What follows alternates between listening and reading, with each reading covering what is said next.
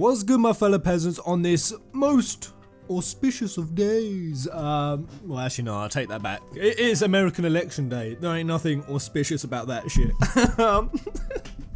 Well, I ain't here to talk about that. I just woke up this morning, and I had this shared with me. So this is a unreleased Final Fantasy 15 commercial, and there's 3 new cutscenes in there, really small, probably about 0.5 seconds per, and you might think that's not considerable enough for a video, but they're pretty damn compelling. One of them is super dope, the other 2 are dope, and watch out for them carefully, guys. I've already seen it, I've already selected the ones I want to go through. You've seen the thumbnail. We are going hard, guys. This is tinfoil hat engaged first thing. I'd also want to engage Goofy headset, but look, guys, Goofy headset is dying. Goofy headset is on his last legs, man. Goofy headset engaged gently for possibly the last time. We're gonna hold a funeral for him. So many great memories, but he's on his last legs. So let's go. Let's watch it. Tally ho! And watch carefully, guys. Oh my goodness. What is visceral action? What a weird thing to say. Visceral action, hey? Visceral. I do like my action visceral. I don't understand. I don't know. Oh, Leviathan at the end. Okay. So, yeah, I told you it was brief. Now, it's brief, but there's a lot there, guys. So let's engage tinfoil hats. This is the first clip I want to break down. Now, I've gone searching for 4929. I cannot, for the life of me, find out what that reference is. It probably means something, 4929. If anyone knows, let me know in the comment section below. I've come up trumps. It's probably some sort of Easter egg code for some sort of safe or combination. I don't know, but a lot of people this morning have been focusing on the train. Is it Doom train? What's this train? Nothing to go on, so I can't talk about it. But I'm looking at her. Oh my goodness, guys. So, I mean, we've seen versions of these things in caves. We fought them. They kind of speak. They're kind of creepy as hell. But if anyone doesn't know or haven't made the link, that is pretty much the same Spider-Woman as what's on the Genesis artwork. So here's the Genesis artwork. I know that one's wearing black and this one is in red, but there's something I've always wanted to talk about this. And what is this creature? So she's important enough to be on the Genesis artwork, and pretty much all the names in this game are either Latin or Greek derived. Almost all of them, and the names mean stuff. The director said the names mean stuff, just like the character designs, the emblems, the badges. The names mean something, and I found 1,000,001 links to Luna's name in Greek. I found obviously all the ones that everyone's found for Latin, for Noctis and Regis. I've even found them for Ignis. I've seen them for Gladiolus. Gladiolus actually means to abandon your brothers. I kind of never spoke about this one before.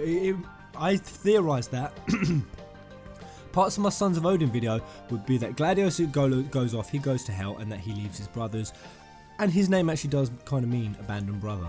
And this is what I want to talk about. I'll talk about Sons of Odin in the middle, so in a minute. But one of the other names is Aranea. Aranea Highwind in Latin means spider, and that's pretty much the only definition. And here we have this spider bitch clinging onto the side of the train, and look at the colour of the hair, guys. That is Aranea's hair colour, and that is just such a weird hair colour to put. I mean, she's pretty well endowed. She's got really weirdly placed blonde hair. I mean, why is that hair blonde? I mean, it's so out of place. And Aranea's name is spider. Now, I've been suspicious of this whole Aranea spider link for a long time now. I've not spoke about it because there was nothing more for me to go on. I could sit here and I could talk bullshit. I could say, oh, you know, she has an interest in the 4 brothers. Perhaps there's a whole parallel of the Spider Queen, you know, trying to ensnare them in her web and all that stuff. But this is it. I've got no more than this. Aranea's name means spider. Why have they named her that? Why does this one have pretty big knockers and blonde hair? So there it is, guys, on the table. Let me know what you think about that in the comment section. Next one is this. This is just that the Leviathan fight is still in there. A lot of people thought that was gone from Versus 13. And it isn't. I mean, it's clearly still there. We kind of saw Prompto Noctis swinging on a gun lance before, with Leviathan kind of snapping at them. So we've seen it before. But this is just another one of the bazillion things that Versus 13 had, that in the last month or two we have seen re-emerging in this game. And I've said this before. I reckon if they still made Versus 13 and 15, I reckon Tabata made it a bit darker, tweaked a few names, adding his own little spin, but by and large, the games wouldn't look that different, and the plots would pretty much run along the same channels. Probably the biggest thing is the subtracting of Brotherhood and Kingsglaive content. That's probably the biggest bit, but that's just my opinion. Next up, this is the big one, the big daddy, the one that we're all here to talk about in this video. So we know what we're all thinking. That sword came down, we're all thinking Odin's sword. And we'd be right to think that, because it could definitely be Odin's sword. I agree with what everyone's saying. That could well be Odin. We know Odin is in this game, but we've never seen anything of it. And for any of my peasants who have seen my theories, been with me for a long time, I've been comparing Odin to Regis for the last 5 months. Over at least 15 different videos. The links I've probably found at least 30 plus. I can try to paraphrase a few here very quickly because I've got a live stream soon, but it will be paraphrasing. And this is the thing, please bear this in mind for my newer peasants who haven't seen it. I'll leave links in the descriptions for the videos if you want to go see them. I'm paraphrasing. Whenever I paraphrase, I always get my face shat on. So for example, I paraphrased as why Gentiana was connected to the loser's household, because she wore black, and why she could be an astral, and why she could be an immortal, why she could even be a former king or queen of Oracle, all that good stuff. Someone comes to my video and says, so you're saying that Gentiana is an immortal and a Lucis guard because she's wearing black? That's all you've got? You're basing it on just because she's wearing black? No, I'm not. I'm just paraphrasing. So please bear that in mind. Because otherwise I'll be here for 2 hours. So some of the links that I found. So here were all the Sons of Odin videos. There was the light and the dark edition of it because of Ignis going blind, and they're really uncanny. There's definitely stuff there, links in the description, and how all the brothers shared a specific relationship with Odin, and how the Brotherhood's relationship with Regis pretty much tied in every single way. So Gladiolus was pretty much his guard. You've seen the videos. Here's some of the other ones I found with Loki to Odin. And one of the things I said, that if Ravers is represent Fenrir, he would be the one to kill Regis. Now this is probably the most controversial point. Back in the day, we saw in Versus 13 that Ravers and Noctis will fight. We're going to fight. And Noctis was bare mad. He had anger in his eyes. I genuinely still believe that Ravers was going to kill Regis. I think that's how it was going to go down. I think that when they just then decided to make Kingsglaive and they had to turn things around, for Kingsglaive they had to make not a new villain, but they had to make a central villain. They had to make someone that we hated. They had to give us, the audience, a reason to hate him, to want to back Nyx, to want him to kill Drautus. And I genuinely believe that they flipped the murder of Regis off of Ravers onto Drautus. Or if it wasn't going to be just Drautus, I mean, they're kind of both responsible either way. Ravers was still there in Kingsglaive for his death. They were still in cahoots on Regis's murder.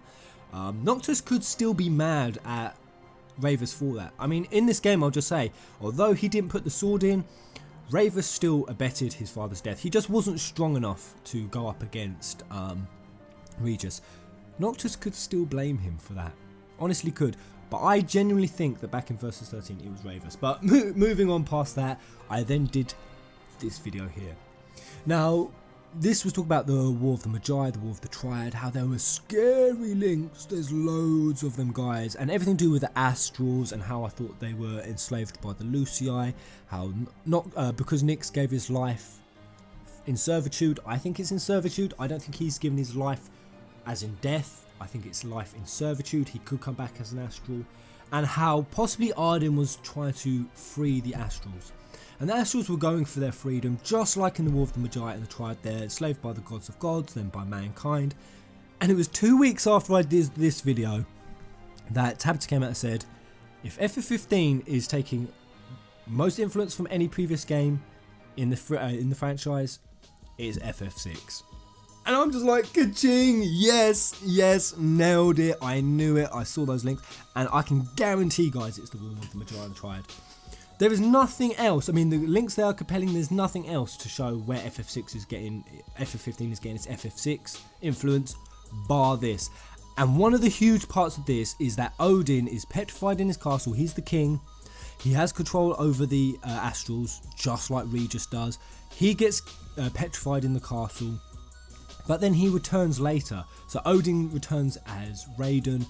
There's really scary links there, guys. Some of the other ones very quickly, the whole parallels between Sleipnir and the Regalia. The other one was those who sit above in shadow to the Lucii. Fuck whether it's a Marvel concept or not, that don't mean shit. That's not a Marvel concept. That's a Norse mythology concept. I mean, these were based on Norse giants. They were based on those who sit above in shadow. They keep Ragnarok in place. Ragnarok, the perpetual cycle of Ragnarok, everything that the FNC saga had with Fauci were the ones who kept Ragnarok in place. It's not I mean, they're all connected, they're all linked. You can't sit and say Marvel have the monopoly on Ragnarok. That don't make fuck all sense. And I know that Square Enix were taking influence from this picture when they did this picture with the Lucii. I know they did. But moving on past that, one of the other parts of one of the deals that Odin makes with one of the Norse giants, Mimir, because there's Ymir, Surt and Mimir. He makes a deal with Mimir, and the deal he makes is for power and wisdom, and he has to make a sacrifice for it. And in Norse mythology, Odin sacrifices his eye, but in this game, I've said I think that possibly Regis made a deal for Noctis' life. He made a deal for power to protect his kingdom, and now he's trying to go back on that deal, and that really now connects with Odin, Omen, the Omen trailer. You saw my theory that the reason that Crystal wants, the person he wants is Noctis. Some think it's Luna, I still think it's Noctis. And the reason he wants Noctis so bad, possibly dead, possibly not, is because Noctis is a once in a lifetime reincarnation of Chaos. And that's why Arden/Nadir is now getting involved, because his master's once in a lifetime opportunity for reincarnation has emerged. It is Noctis. That's why Arden is now getting involved. That's why he's had access to this power. He's now giving it to Niflheim. Why is Arden only making a move now? Just as Noctis has come of age. Or, I mean, when do you come of age as a Lucis King? I mean, I suppose there's no date. But I think that's what is special about Noctis. And that is why the Crystal wants it. So that will kind of be the same parallel as Odin to Mimir.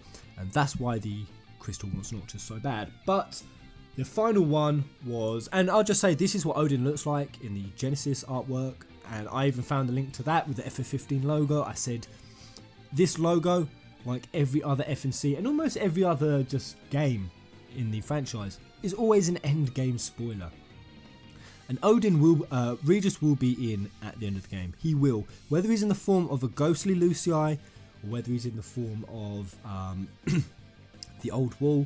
Perhaps he'll get his own Old Wall model, maybe, who knows. He'll be in the end of the game.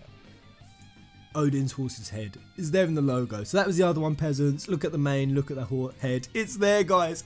Oh, it's all there. And then finally, one other link that I want to make that I've never really spoke about in the past is how Insomnia is so much like Asgard. I've kind of touched on this.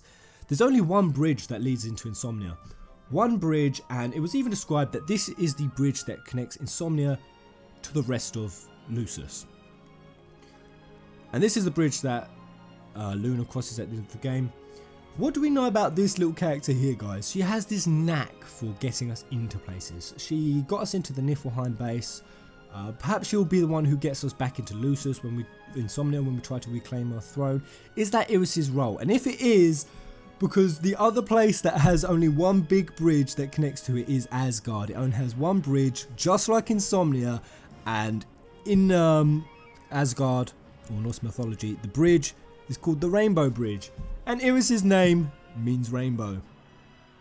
Oh, googly moogly.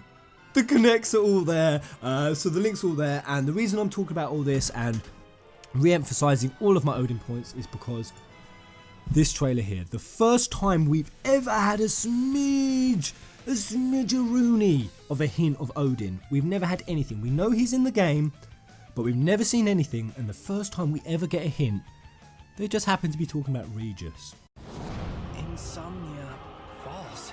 The king was found dead. The king was found dead. As that sword came down, there was talk about the king has died. Is that a coincidence, guys? Is that a coincidence on top of all the other 152.35 connections I found over the last 5 months, over the last 15 theory videos in total?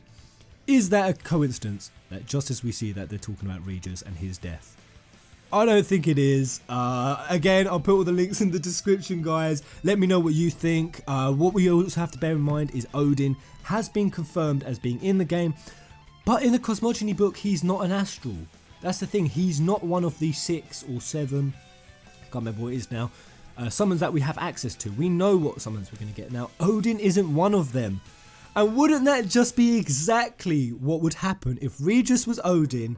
We wouldn't be able to summon him, but he would be in the game. Oh my goodness. Let me know what you think, guys, in the comment section. I'll put a poll in the top corner. For a lot of my new peasants who haven't seen all my theories, you probably don't have enough meat yet to want to vote, or you're probably not very compelled. But if you have seen my theories, or even if you're just compelled off of this, or if you want to see my previous videos, do whatever you like. Go up and vote, and let's see, do the majority of us or the minority of us think that Regis will be Odin? God damn. Going into this game. Let me know, guys. And best of luck today, American bros, choker bros and choker hoes, on voting for the lesser of 2 evils. Today is a scary day, guys. So let's vote and let's see. Until the next video, goodbye!